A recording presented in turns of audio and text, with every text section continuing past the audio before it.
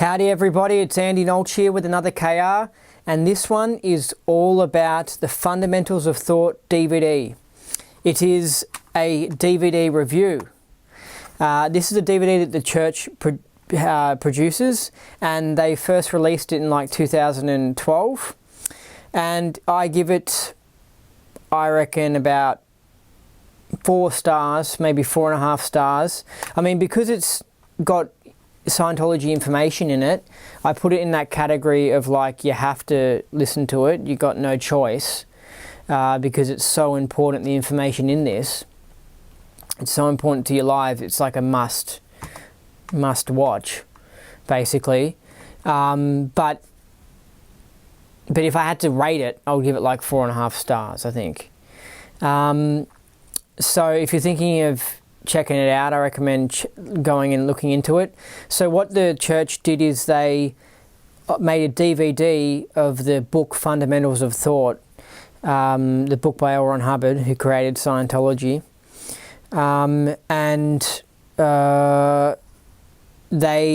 think they're basically reading out chapters in the book, or reading out paragraphs from the book, and then they're showing visual images to go along with it, which I think is really good because it helps you to understand what he's talking about. Like there's a moment in the DVD where the guy who's narrating it says, life is like a game, and if we view it from an exterior point of view, it looks a lot like a game, or something like that. And then at that moment on the screen, you see a person walking, and then they make it look like it's a video game, and it turns into a video game world, and the guy's walking, and so it suddenly looks like a video game. So the images really complement what you're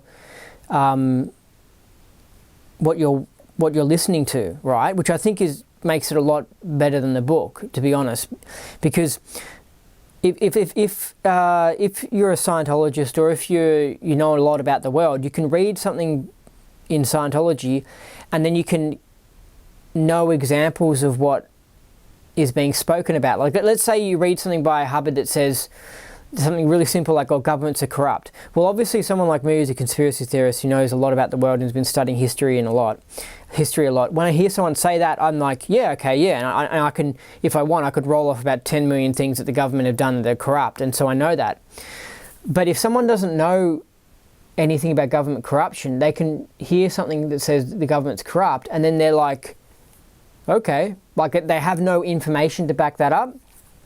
And because this book seems to be like a summary of Scientology information, and it's a very sort of basic book, although it's quite deep, it's interesting, it's deep and it's basic at the same time. Someone might be reading the book and it will say something, and then they don't have any examples to think of in their mind, if you know what I mean, while they're reading it. So it's just like, oh, okay, the government's corrupt or whatever. And it doesn't really sink in. But when you have visual images, whoever decided what those visual images will be, that's their information that they've put in there, right? That helps you understand what you're reading. Do you know what I mean? They give you examples, right? There'll be one where there's a moment in the DVD where it talks about a person who's the only one, which basically means that they ignore everyone else, and they're very first dynamic-y, like they only care about themselves, and they walk around in life and they just don't give a shit about other people, and it's as if they don't even exist. Sounds a bit like David Miscavige, but that's another story, right? So when that's being spoken about in the DVD, you see a guy walking around, and like people ask for help, and he like doesn't even hear them, and he just walks around, and like it shows an example of what like it's a bit exaggerated, to be honest. It's a little bit funny actually, because I think they're intentionally being a little bit comical because they exaggerate this person who's the only one, but it shows the guy walking along who's the only one, and then like I think little kids kick a ball near him, and they're like, oh, kick it back, and the guy like doesn't even hear him, and he just walks off, and then he just throws litter on the ground because all he cares about is himself.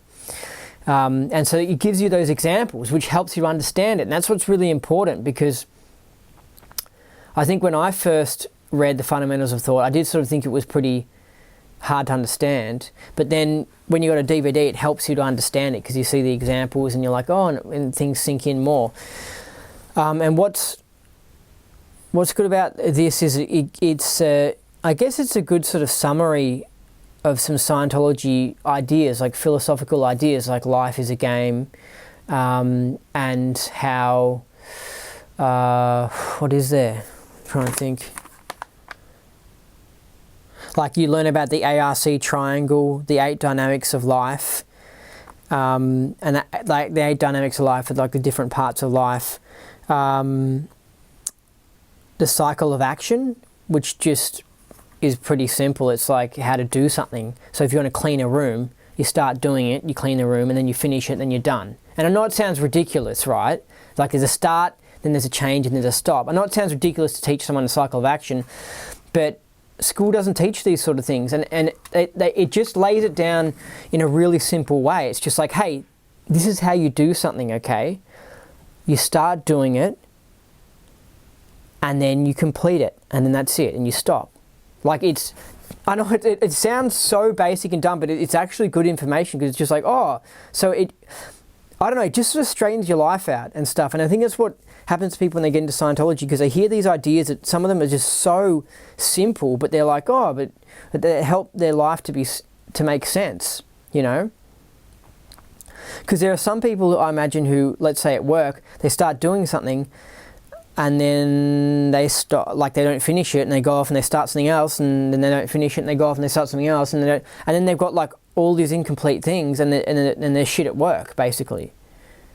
But not if they've read this, not if they're a Scientologist, they wouldn't do that, you know what I mean? Because they know about the cycle of action, so they'll go, oh, I've got to go back and I've got to finish that other thing, I've started something else and I've got to finish it, you know? And so it sounds so incredibly simple and almost stupid to think that you have to tell people this is how you do something. But the truth is, you need to teach people these things. You need to teach someone, here, hey, this is how you mop the floor.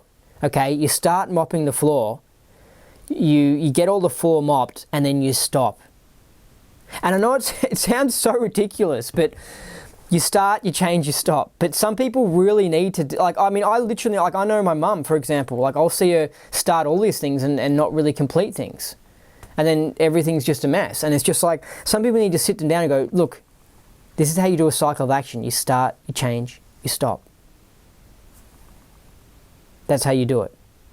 And like, I don't know, it's like, I don't know. It's just good. It just wakes you up, I guess. So it's got a little bit about Scientology processing, like explaining it. And I think there's something deep about this as well, because it starts off with something about it starts off with a really deep idea where it talks about the apparency of things. So it talks about how a person's born, they grow up, they get old, and they die. And it refers to it as being an apparency, which I think is a really deep idea, because it's saying that's not necessarily true. It's just how it appears to be, right? And then it says further that our thoughts, what we believe, he goes, that's how we believe things to be. So whatever we believe becomes a reality. It's not like it's necessarily true.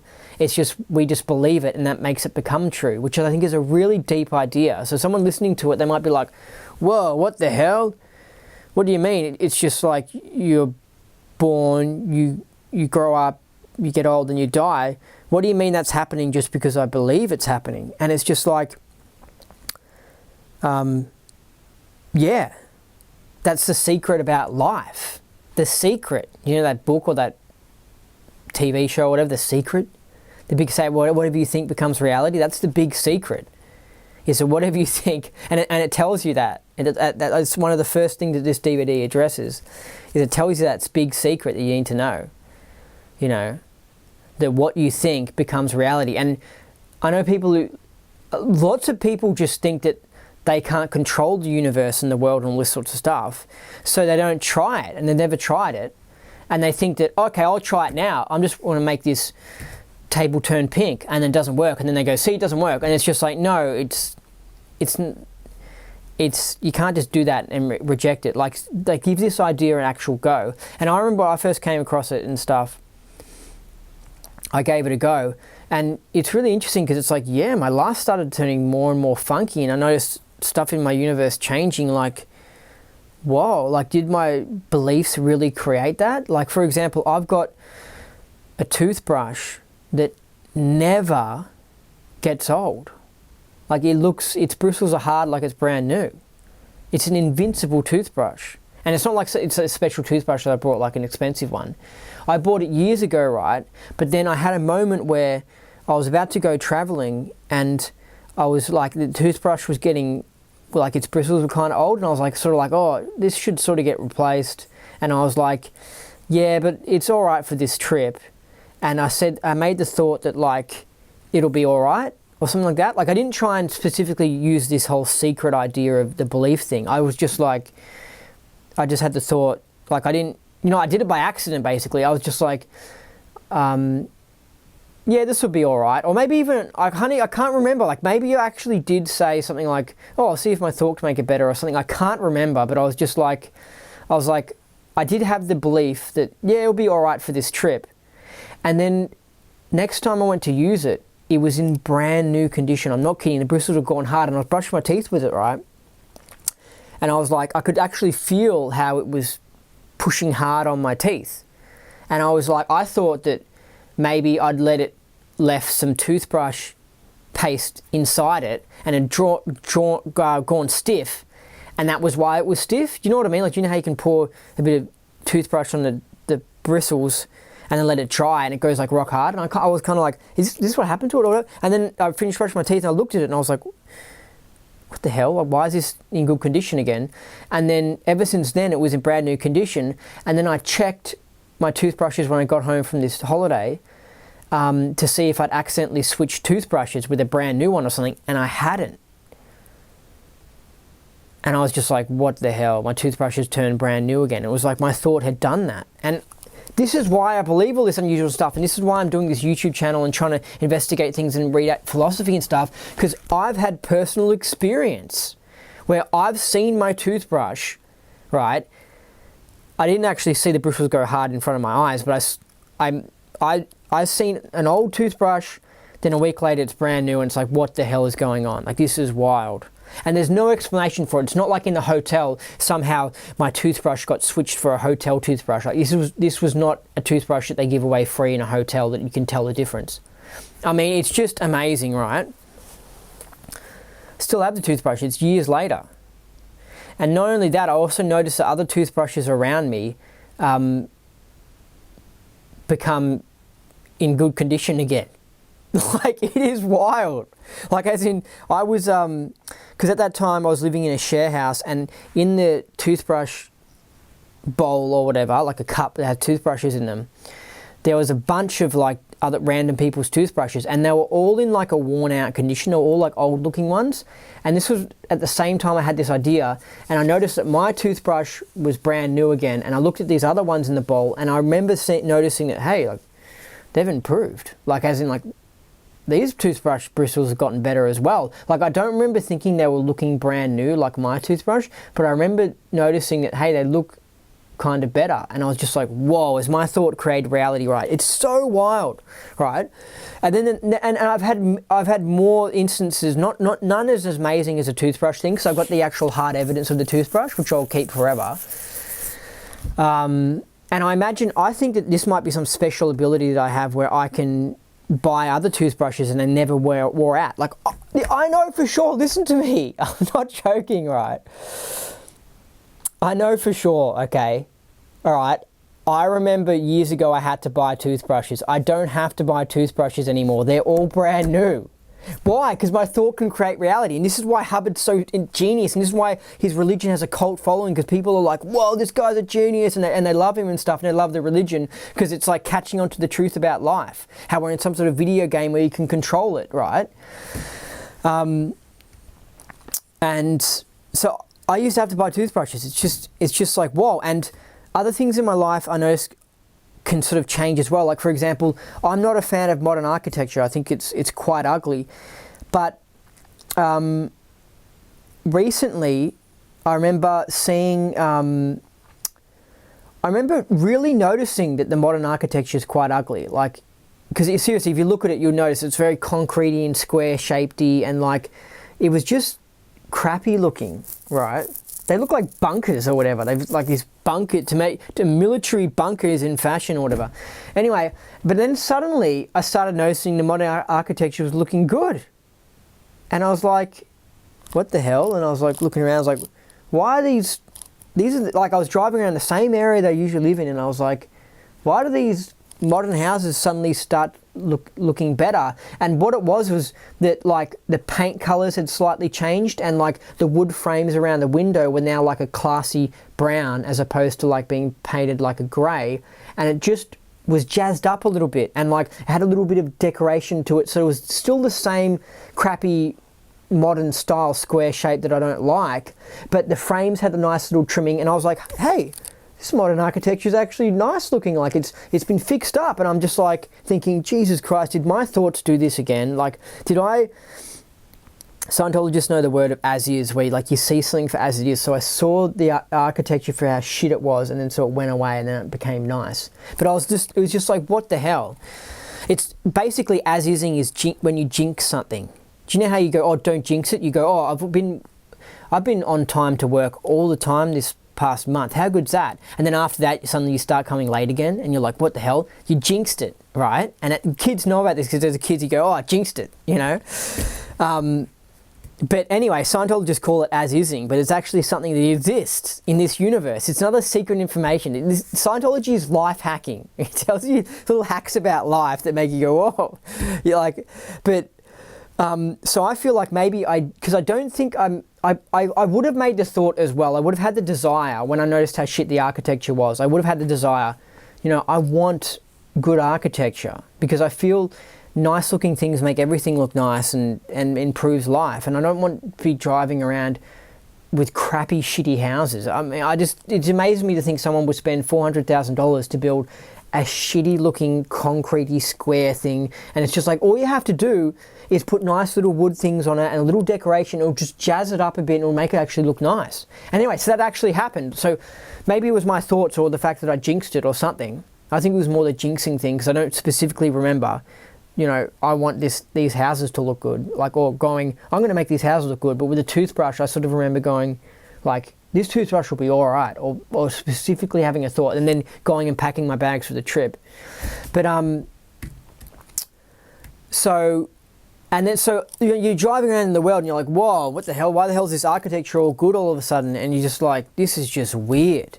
This is trippy. You know what I mean? Has my thought done that?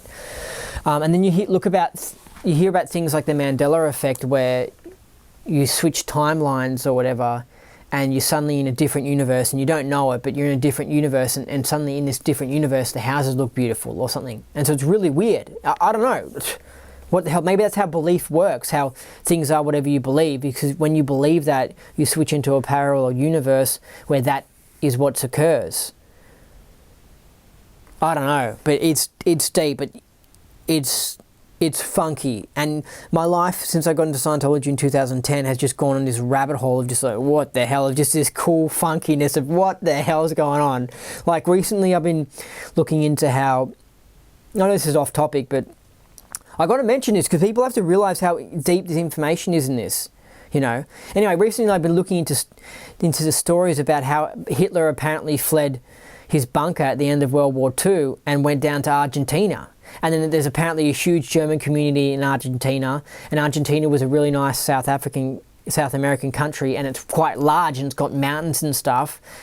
And apparently it's near Antarctica, where there might have been Nazi bases or whatever. And you're just like, what the hell? You hear this story and like, whoa, am I in some funky universe where the Nazis survived World War II and went to Argentina? And you're just like, what the hell's going on? It's just wild. It is so wild.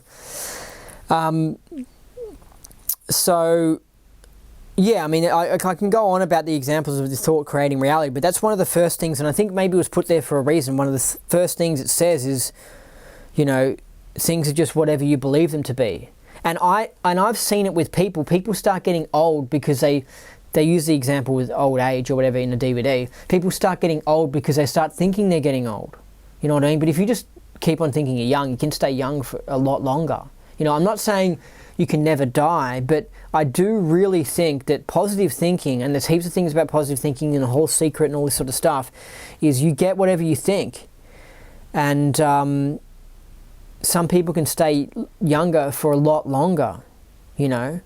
And it's like maybe we're living in some sort of video game, and a lot of people back this up, where just whatever you think becomes the reality. Just like in the video game when you're playing the controller, you push left, you move left. Okay, the same thing. It's like the universe is tapped into your mind, and you think young, and you just become young. But anyway, I've had experiences with this, but really, there really seems to be something going on with that. And I've heard lots of stories about old people literally choosing when they sort of die, like as in, you know, they reach an age where they're sort of, you can tell that, you know, they've sort of decided they want to die. And people know this who work at nursing homes or who've had people die near them when they get old. They sort of decide, you know, when it's time for them to cark it and die. Like they sort of, you know, they sort of know it, oh, it's about now, you know, I've had enough of this life or whatever. And the next minute they get cancer and die and stuff. And it's like, it's not just a coincidence. It's kind of like our thoughts can really create reality. Anyway, so I would definitely recommend getting this DVD. I do prefer the Dianetics DVD, and I do prefer the New Slant on Life book. But then after that, I'll get this. And that's one thing as well that the church should do, is they should make a New Slant on Life DVD. And I think they probably will, because it's not like Hubbard's releasing any new books. What else are they going to do? You know what I mean? They've got a great film department in the Church of Scientology that's just, whoa. It's really funny, because I'm not a member of the church, because I think the church is crap. But it's just like some things the church does really well. And it's making movies. Like they make Scientology films and training videos and stuff, training videos. But they literally could make like Hollywood movies and stuff. They really could. Like they make great quality videos. It's just like, what the hell? I mean, even look at this. This isn't an amateur production, you know. Like this is like, whoa, top of the range, right? And I know, because I make videos and stuff, you know what I mean? Like I produced a show on TV, right? I mean, it was public access TV, it's like community TV, but still I produced a show and I did the editing and the filming and stuff, and I studied a little bit of filming in that. And I know about editing and shit, and I'm telling you, they make good quality stuff. They've got good quality cameras, good quality lighting, and they do damn well. And this is just a film department of a church, and it's just like, what the hell? It's just like, it's really, this is why Scientology is so odd and bizarre, because the church got corrupted, right? It's a long story. All right, I don't want to talk much about it. I don't want to offend anyone who's a church member who might be listening to this, but I've investigated it heavily, right? The church got corrupted, and so they delivered the courses in a crappier way. And there's a lot of things that went crappy in the church, yet the film department is just fantastic. It just makes these great quality TV commercials, great quality DVDs, lots of stuff. So I hope they make a New Slant on Life DVD, because that's one of my favourite Scientology books, New Slant on Life. But anyway, yeah, I'll get this DVD, and I'll also read the book, because it's a short book as well. It's not a huge book, but it's, you know, deep ideas, the fundamentals of thought. But maybe watch the DVD first. And it's something that you can watch and then 2 years later watch again, and then 2 years later watch again. And it sort of more hits home to you, like, yeah, it's sort of, because this is deep ideas, right, but put in a sort of way that's for beginners in Scientology. Yet it's still deep. Like I heard about somebody who studied, like read all of the Scientology materials, and then they reread this book. They reread the Fundamentals of Thought book. And it wasn't like they were like, oh yeah, I've heard this before. It was like, whoa, it really sank in after they'd studied all the other materials. It was like they still got something out of it. So that's kind of cool. Anyway, that's it for this KR. That's all I want to say. Keep on winning. Keep on getting up that bridge. I've been Andy Nolch, the Space Cowboy. Keep having fun. And remember, what you put your thoughts on, you get. So you can do anything.